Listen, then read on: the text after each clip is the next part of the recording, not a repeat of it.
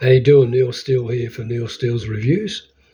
And today we're going to have a look at, excuse my cat here on my lap, having a bit of a purr and tween or whatever.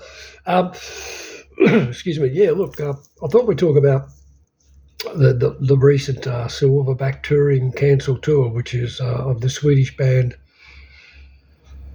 Eclipse, which was supposed to happen within the next 2 weeks. They were playing some shows here in Australia, and it was cancelled, excuse me, frog in the throat, yesterday by Silverback Touring. Now, this is not the first time that this has happened via Silverback Touring.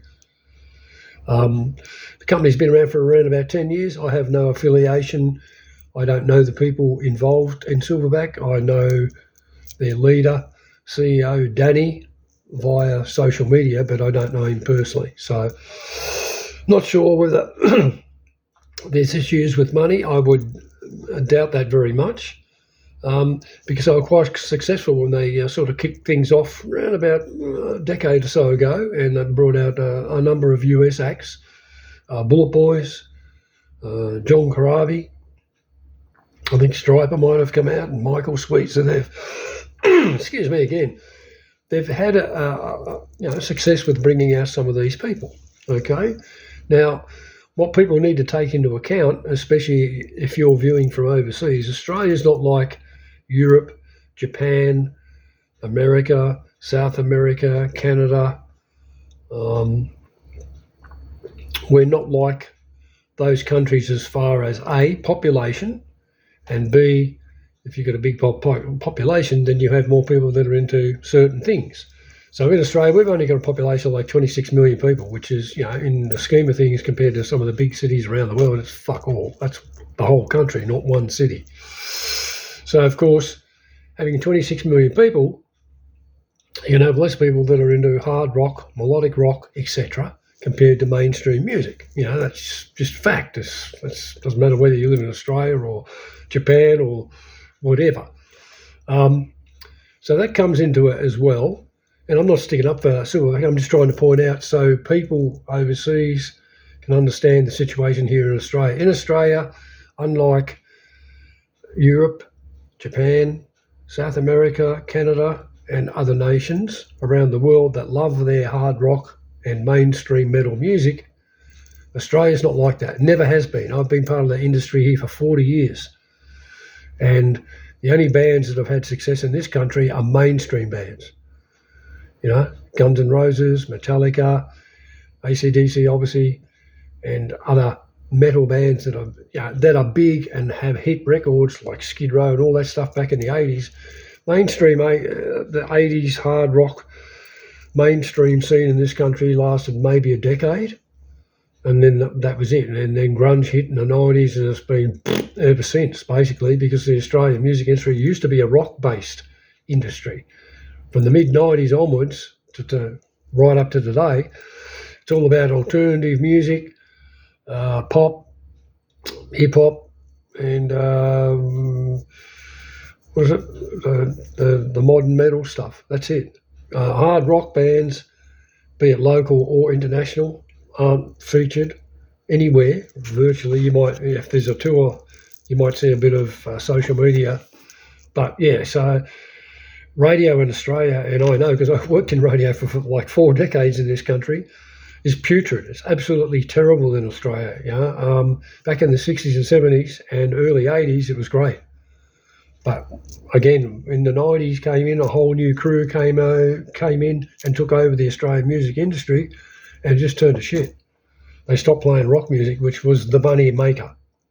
So, from a business point of view, that's pretty retarded. But anyway, and it's been like that ever since.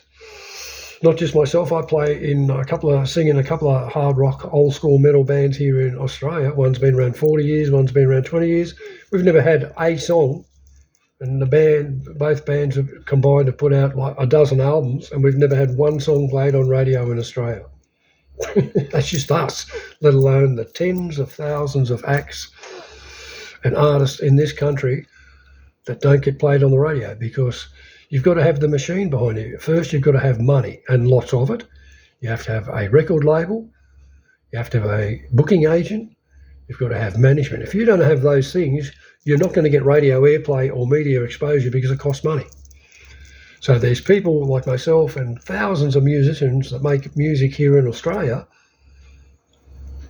and our stuff's not played in the radio. One of the radio station networks, the Triple J network, is actually funded by me and all the musicians that live in Australia, and yet they don't play 95% of our music. I mean, so that's part of it, right?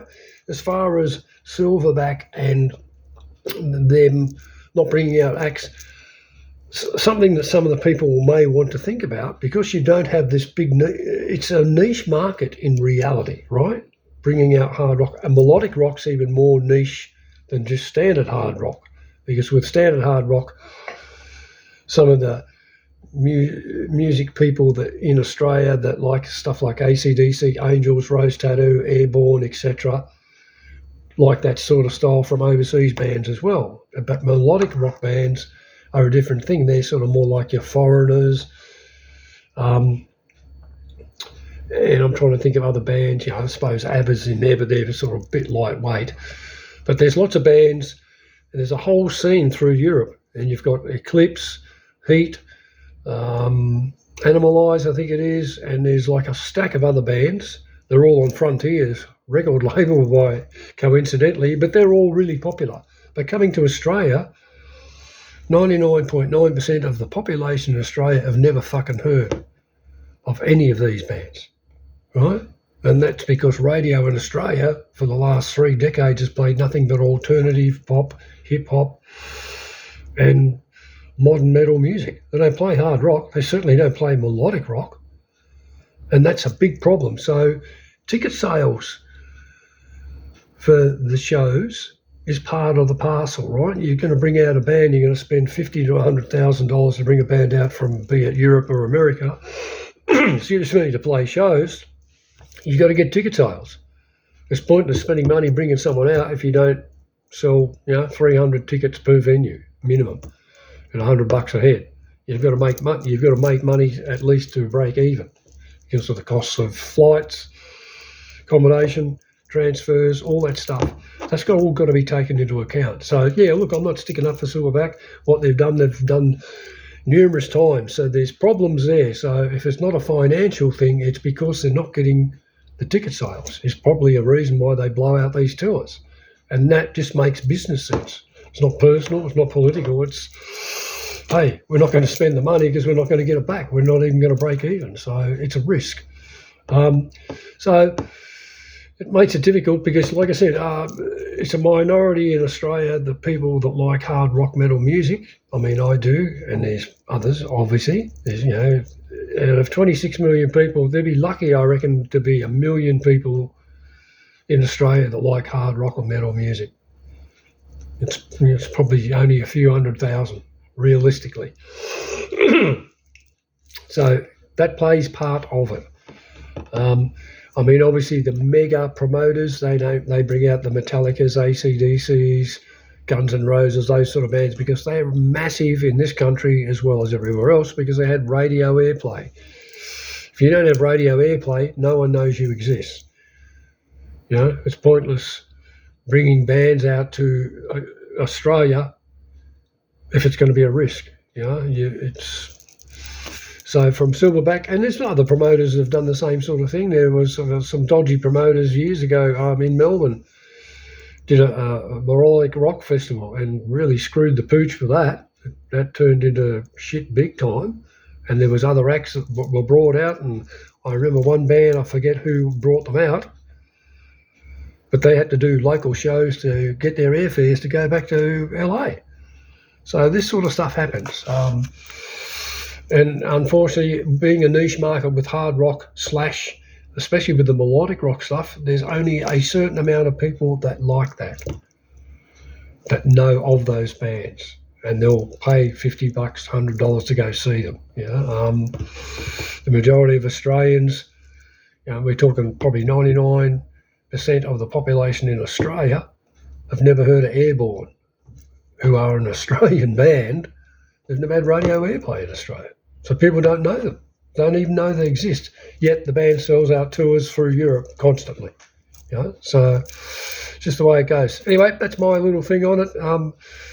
It's not good, but it's look. There's reasons that these things happen, but it's not good for the company because they're getting a bad name because of it. Anyway, cheers. Catch you next time.